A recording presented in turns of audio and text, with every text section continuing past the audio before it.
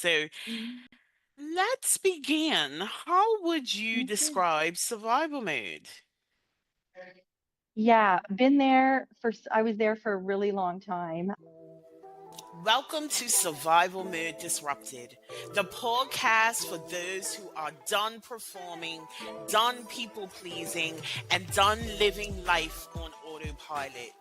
I'm your host, Letitia, the Survival Mode Disruptor, and this is where we create disruptive, unapologetic transformations for those who are ready to exit survival mode and reclaim their power. Every episode is your permission slip to burn the rule book, break the cycle, and finally build a life that feels like yours. So let's disrupt everything that's holding you back and start living life on your own terms. This is your trigger warning. This podcast is raw. It is real and it doesn't sugarcoat what it means to survive trauma, abuse, mental health battles, or even the aftermath of living in survival mode for too damn long. What you hear on Survival Mode Disrupted includes unfiltered stories, graphic details, and a vulnerable truth that may trigger some of the audience. Please prioritize your emotional safety. If something feels too heavy, pause, breathe, come back when you're ready, or not at all. Your healing is yours to honor. These episodes are based on lived experience, not therapy sessions or clinical advice. Listening does not replace mental health treatment or constitute a coach client relationship. If you're in crisis, please seek immediate help from a licensed professional or contact your local emergency services. This space is built with care, but it's also built for truth and built for disruption. Take what you need, leave the rest, and most of all, trust yourself. If this podcast speaks to your soul, you don't have to do this work alone. Feel free to join our free Facebook community for high achieving women ready to break cycles and heal out loud.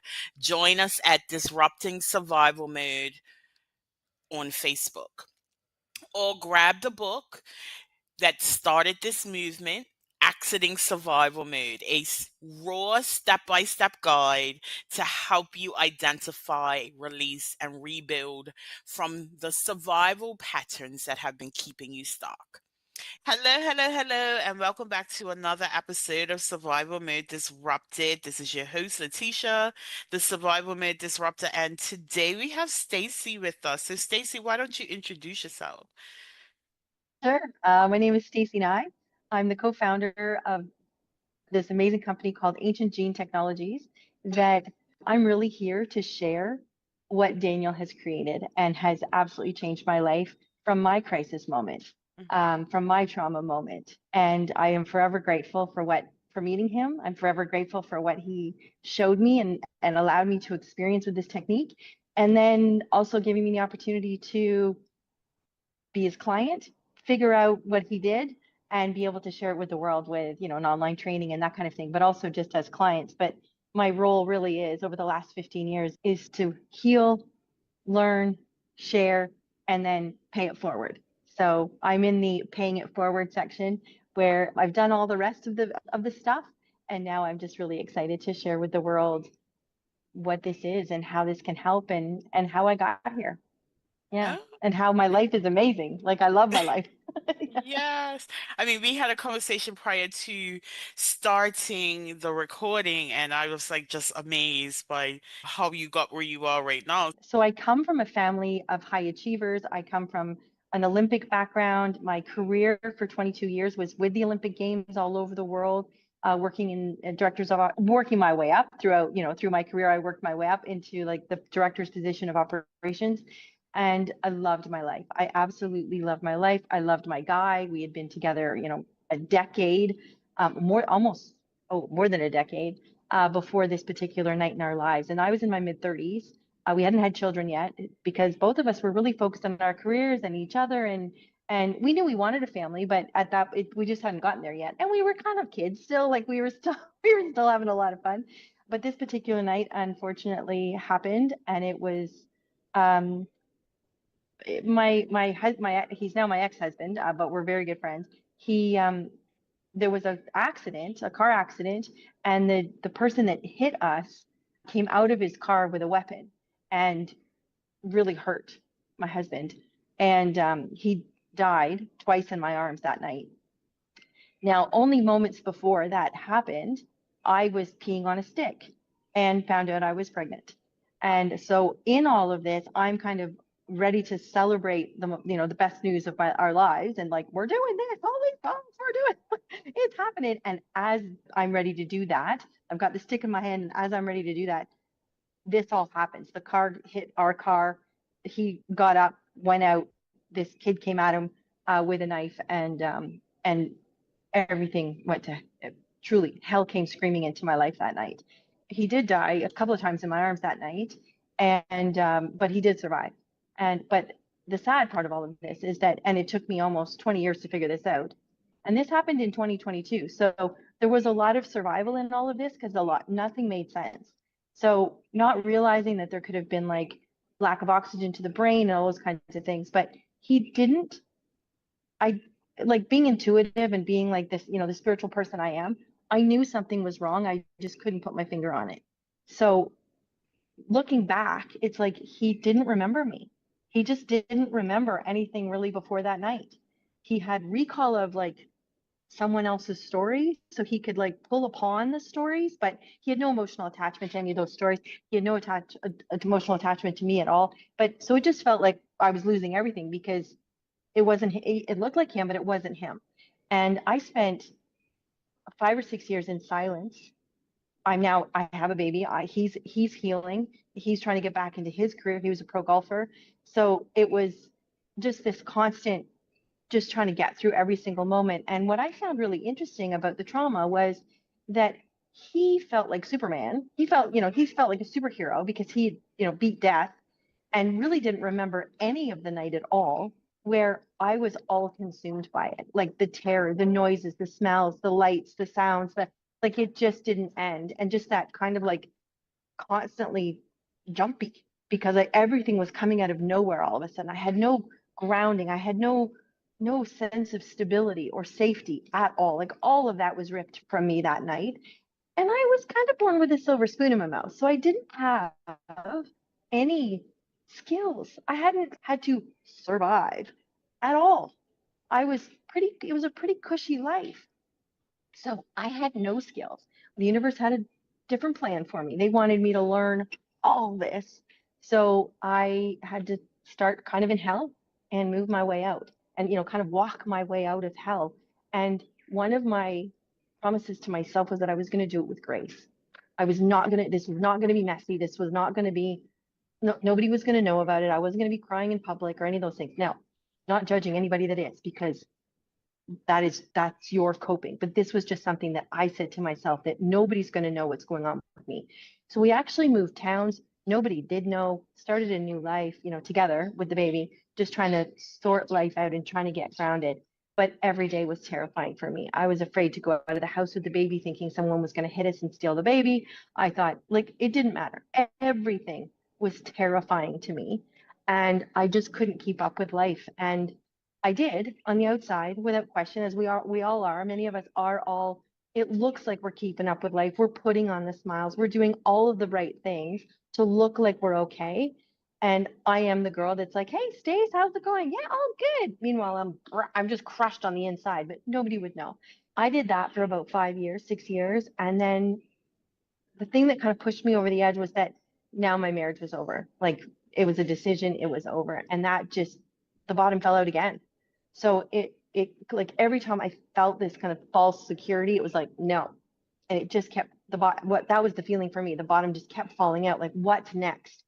And it was absolutely survival. Like I had tears coming down my face before I even woke up. Like my pillow was wet from crying, and wasn't even awake yet.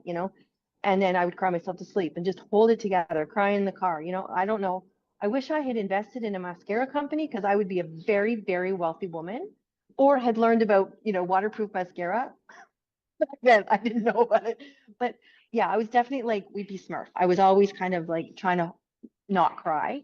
And yet I had a huge business. I owned a gymnastics club at the time, 7 days a week, 14 hours a day, kids in and out of my life all day long, moms in and out of my life all day long. So again, nobody really knew until the last, for me, the last straw was when we got separated. It was like that was it. I couldn't hold it anymore. I couldn't hold it together. Like the cracks were now showing, they were showing. And a girlfriend, more of an acquaintance, I didn't really know this woman. She was a mother of one of my gymnastics coaches. She came into my, she kind of knocked on the door. I was sitting in the dark crying. And she knocked on the door and she said, "Hey, sweetie, listen, you do so much for everybody every day. You know, whether it's the community, you know, Chamber of Commerce, the kids, the mom, you do so much for we all know something's up, but we're not going to push on your privacy. But I met this guy that I went to high school with last weekend at this soul retreat fair, not fair, trade show kind of thing. And she goes, we ran into each other and he's doing this kind of woohoo thing. But she goes, damn, it works. It's like it worked. And she said, I've made you an appointment on Friday. I hope you don't mind.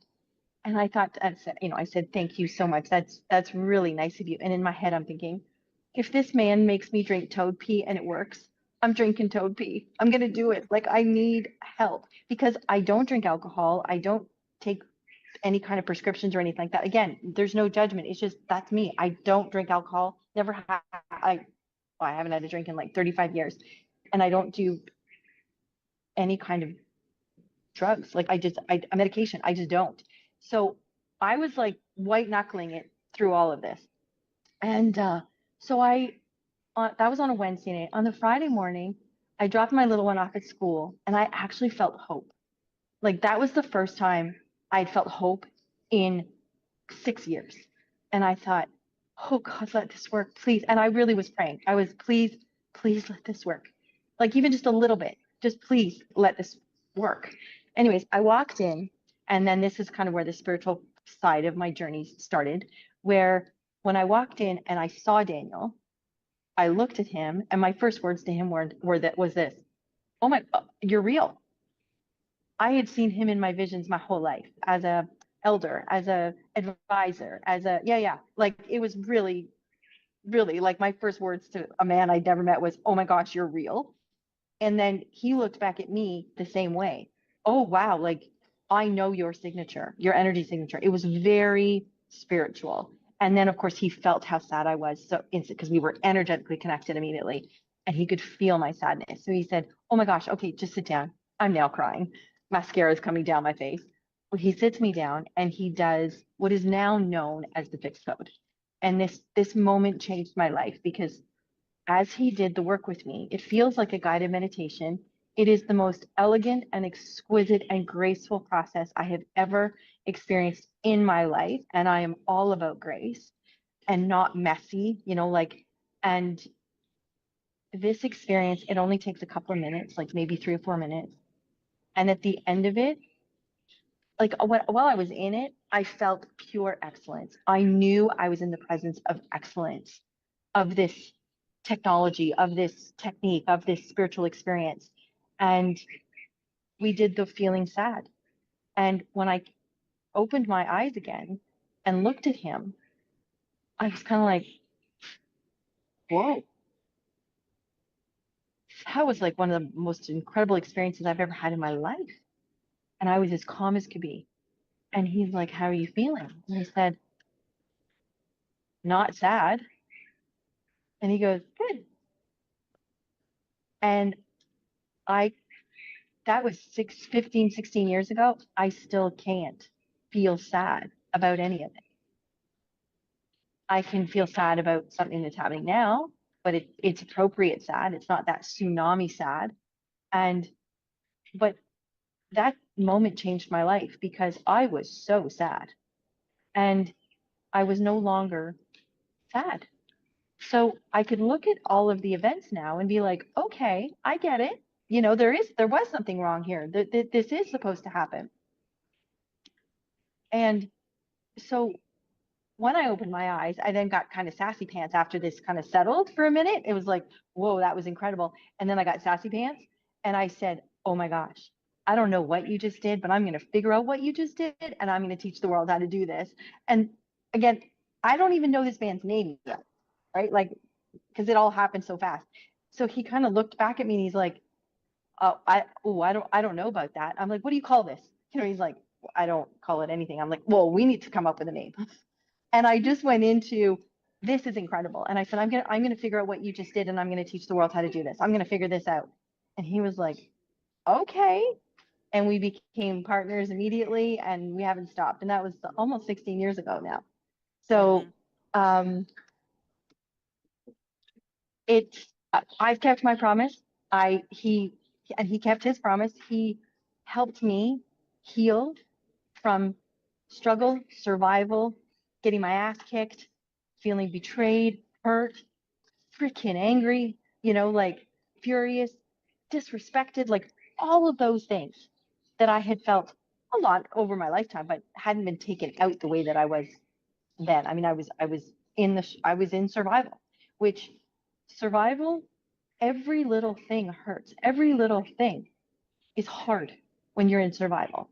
Where what Daniel did with me is he ended that. He ended the survival mode and moved me into my heart and moved me back to my heart. And everything got easier. Every single day, everything just got easier and easier because I didn't feel disrespected anymore. I didn't feel angry and want to hurt him viciously. um, I didn't find myself having to breathe my way through a situation. It's like I just didn't feel that way anymore. And so there's a phenomenal level of science to this and quantum science to what Daniel does and what he's taught me. And then I've now taught many, many, many, many people how to do this in the world through our program. But it is really a profound experience that you have to try it. So I would love to invite all of your listeners because we are a company that pays it forward. We are a group of people that pay it forward, which is anybody can go to our website at thefixcode.com, click the button and book a session, go through the questionnaire. And so you're going to go through the questionnaire and you're going to come to a page with amazing practitioners that are donating their time for free. And you can book a session. It's 15 minutes, but you can try this technique and experience it for yourself and feel the grace in it and feel the profound healing and how quickly you can come out of survival and struggle and any horrible feeling or fear. Like this works incredibly on anxiety, which I had a ton of. I was afraid of everything, like everything. And before that night, I was afraid of nothing. Like nothing, you know what I mean? Like I had my moments, but I was kind of born into a Nike family anyway, so it's like you do it. It doesn't matter if you're afraid, you do it anyways, which is fine. But I never was stopped by fear. I would talk it out. I would kind of hesitate a little bit, but I always did it until that night. And after that night, I questioned myself on everything, everything. I couldn't make a decision for the life of me. Meanwhile, only weeks before, I was at an Olympic Games running very high levels and running very, very big decisions nonstop, running very big budgets, all those things.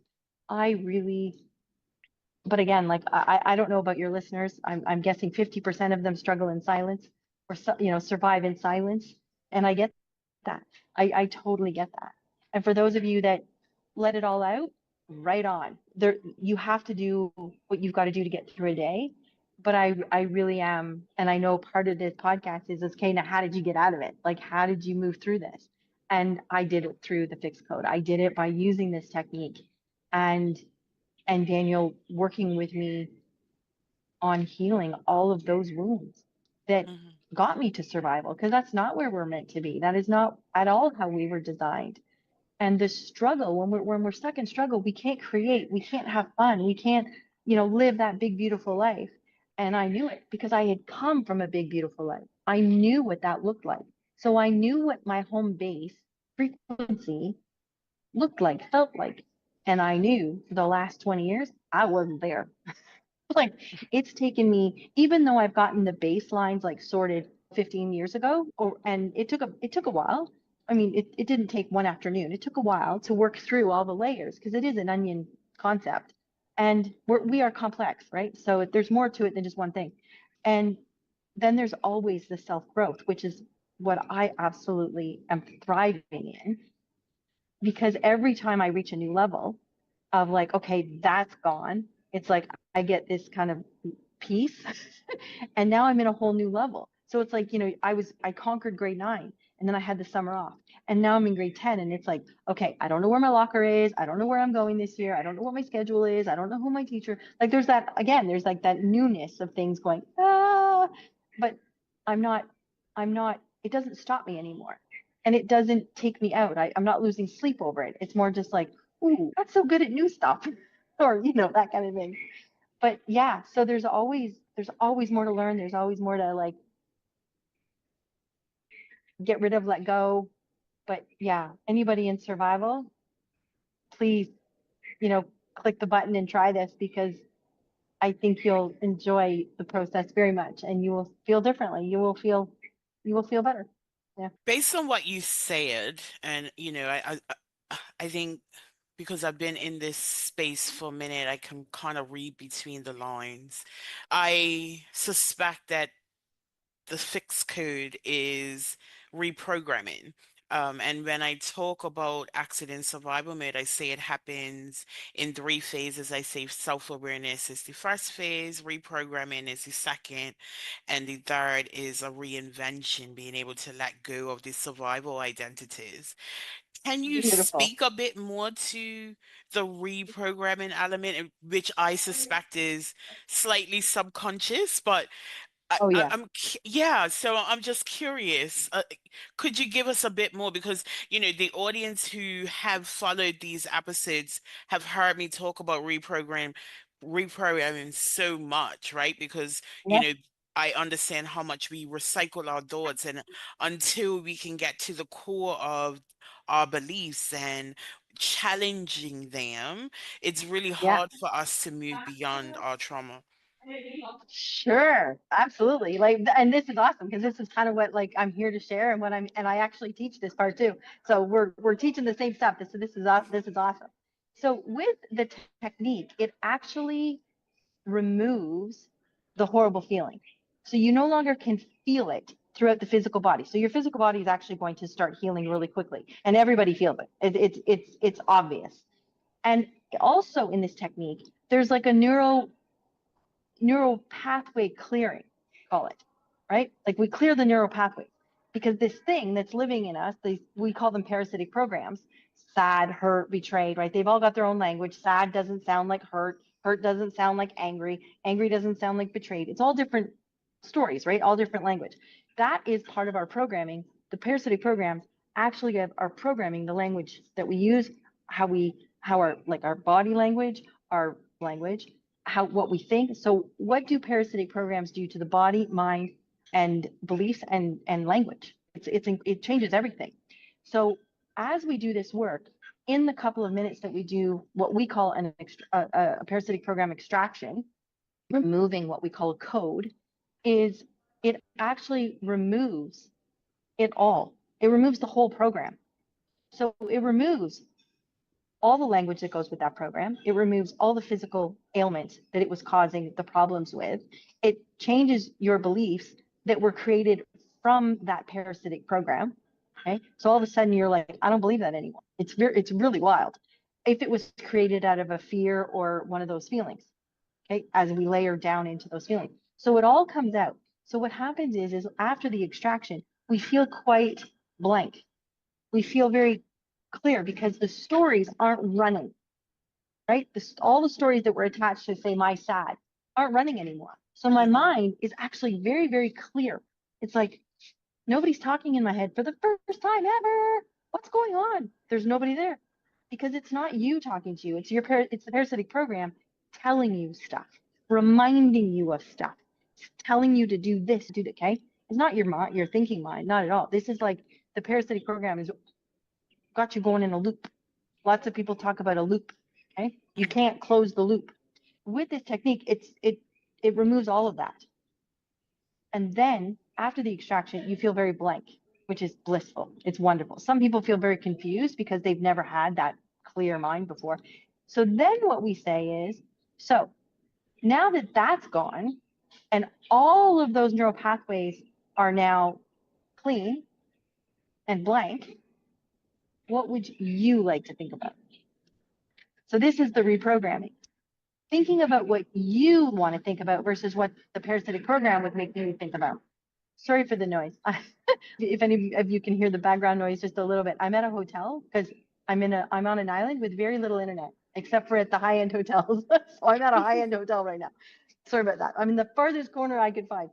So as our mind is clear for the first time in a forever, and there's nothing talking to us, we get to actually think about what we want. It's very powerful. Most people don't know how to think about what they want. It's not that easy.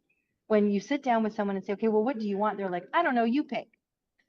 It's not that easy. So this is a form of homework that we have all the time, which is think about what you want and look for the good because it's everywhere. And when you start practicing that, when you're no longer feeling sad and all your sad stories aren't running, or you're not feeling hurt and all your hurt stories and you're thinking about vengeance all the time, or you're not jealous, you don't feel jealous anymore, and you're not thinking about all the other people and comparing yourself, right? That's a lot of chatter in your head.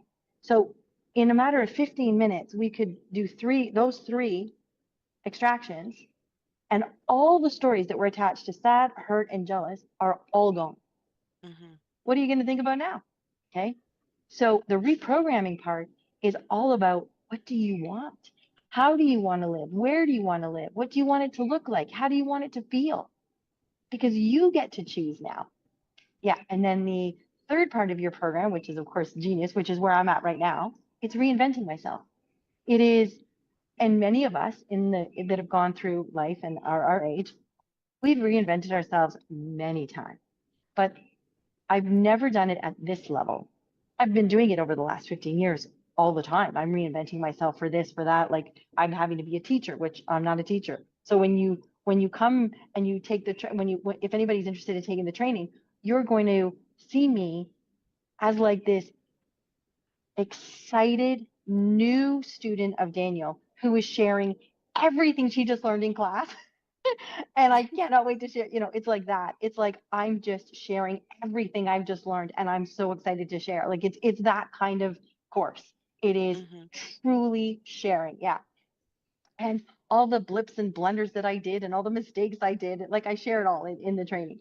But this is my new reinvention. This is where I've come back from a decade of being a hardcore business, going after the points on the board, making sure everything is all buttoned up and done properly and all of those things.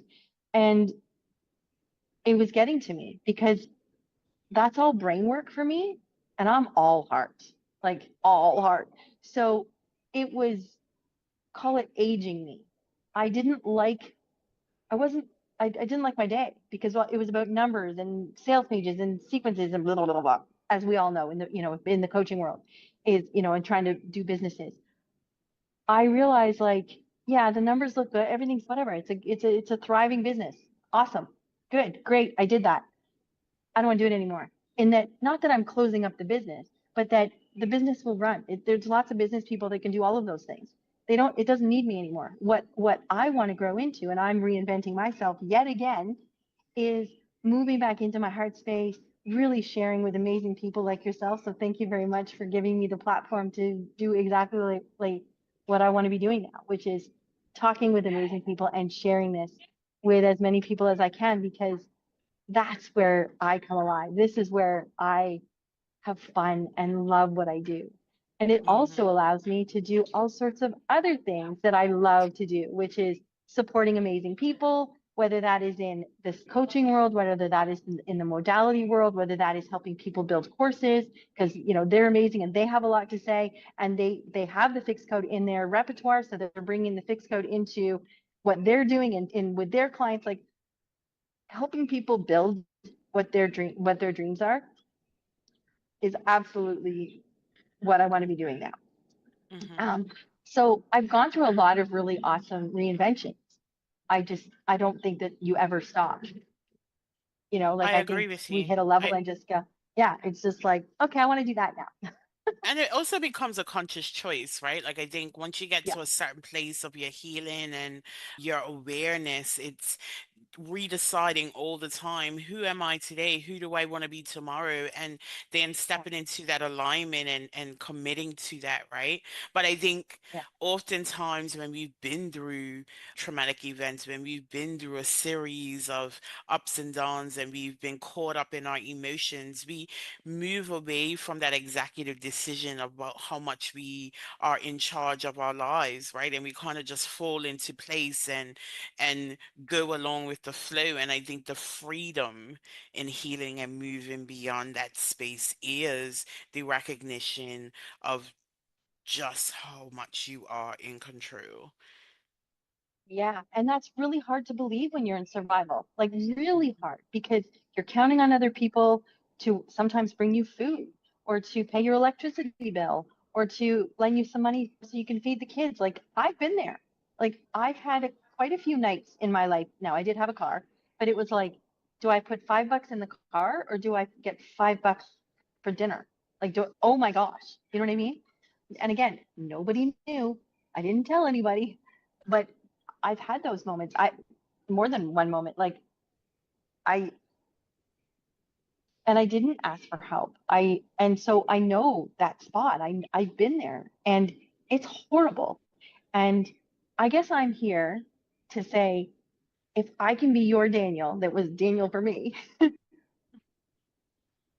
we're right here. There's now just as many of us because we've trained, and every month the new girls sign up to pay it forward. So there's the girls on the page change all the time. But this is our philanthropy part of our company where we all pay it forward. And but yeah, if any of your listeners are at a spot where they just want a reprieve and somebody to talk to and somebody to help them in the moment, they will do the work with you, and you can connect with all of them. You can connect with, you can become a client and start healing yourself. You can then, or at any time, you can just say, I'm doing this. I'm learning this. I'm learning how to do this. And then you become the technology. You become the technique because and you apply it. People in all, like coaches, transformational healers, like all of these amazing people are learning this, a lot of them to heal themselves. They're like, I want to go through this for myself. That's what I did. I did not Mhm. start this to start a company or to any of that. I just knew that if I hung out with this guy, I was going to feel better. And how can I do that? So it was like, I have to work for him to work, for him to do this with me because I didn't have any money. I didn't have any money to pay for him for you know what I mean? Like I was there. So I owe all of this to Daniel. And he also created this was a very spiritual experience for him. He went through a trauma and survival and all of those things. And I think the greatest people do. So all of your listeners out there that are going through survival know that you are the chosen ones because if you weren't, they wouldn't be trying to take you out. So no, This is like true. keep right. You've got something Yeah. to do here. You've got something of value to share with the world that the systems in place that are crumbling, which is wonderful, but the systems that are in place only care about taking out the people that have something to say, that have something that they're going to do to change humanity, to help heal the planet. So that's how I always looked at it. Wow, if I'm in this much survival and this much suffering, I must have a lot to say in the future. I must have a lot to do in the future because they really are trying to take me out. Yeah. Keep me I've down. Yeah. yes, Like keep me down, keep me absolutely. small. Yeah. Yeah. Yeah. Absolutely. I've always operated from that perspective. I've noticed in life when the closer I get to my goal, hardest the harder the opposition is. And then I'm like, what's behind that goal that something doesn't want me to get to? So I've Yeah. really enjoyed this conversation, Stacey. Share with us again the website so that people Oh, can sure. get signed up. Sure. It's called thefixcode.com. So it's FIXCODE.com. And when you pop onto the page, you're going to see a little pink telephone with some, words going around it, and you just fill in your name and email, and you just keep kind of popping over to the questionnaires, and then you'll pop over to a practitioner page with these amazing women, and they're available to help you, and they'll do the fix code with you. Yeah, they'll do this technique with you. Yeah. Hmm. That sounds amazing. So thank you so much for your time on Thank Survival you. Mode Disrupted. Audience, thank you for catching another episode. And I just want to remind you, you were not built to break, but you damn sure were not built to just survive. So disrupt the cycle, reclaim your life, and thrive on your own terms. And I'll see you next week. Once again, thank you for joining another episode of Survival Mode Disrupted, hosted by the Survival Mode Disruptor, Letitia. You didn't land here by accident. This conversation, it probably cracked something open on purpose. Because survival mode isn't just a phase, it's a pattern, an identity, a prison masked as strength. But here's the truth, you're not broken, you're just unfinished. So if something stirred in you today, don't ignore it, don't numb it, move with it. And I want to once again invite you to join Disrupting Survival Mode, the Facebook community where healing is loud and messy and real. I also want to invite you to buy my book, The Survival Mode Action Plan, because your breakthrough deserves a blueprint. And if you felt seen today, be sure to share this episode with someone who needs to hear it. Like, subscribe, and drop a review. That's how I amplify the voices that need to be heard. And remember, this isn't about fixing yourself. This is about finding yourself again beneath the rubble. Until next time, choose ease, choose power, choose you. This is Survival Mode Disrupted. Let's keep shaking shit up.